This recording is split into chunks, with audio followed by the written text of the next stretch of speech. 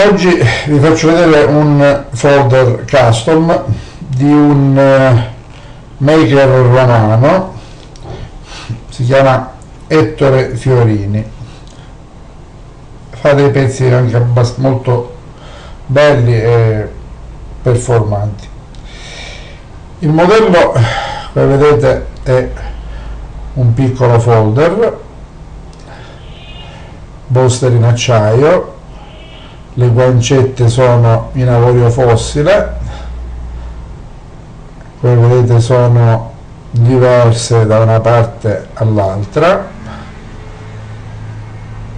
avorio fossile di mammut.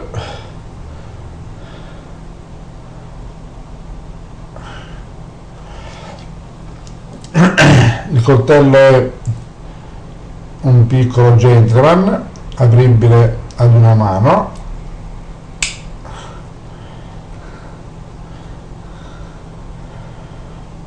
La lama è in ATS 34, se ricordo bene, portata completamente a specchio.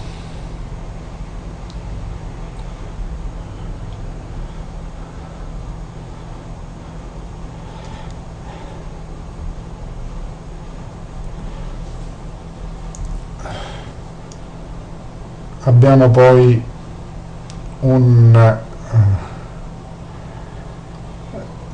dei liners in acciaio. La lama, come vedete sopra, ha un leggero lavoro,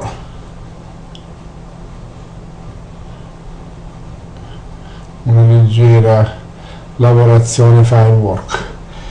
Idem per la parte posteriore, che ha questa piccolissima lavorazione qua dietro, si intravede. Il coltello, come dicevo, è piccolino, un gentleman. La lama è poco meno di 3 pollici. Il liner, come vedete, blocca molto bene. Anche i liner sono portati a specchio come i bolsters. Si chiude e si apre velocemente.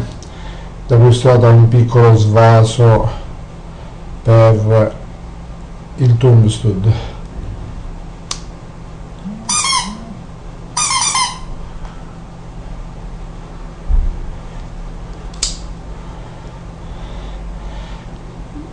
Coltello di un bravo artigiano, un ottimo pezzo da poter utilizzare tutti i giorni, anche da 3 dimensioni, ed essendo veramente non aggressivo.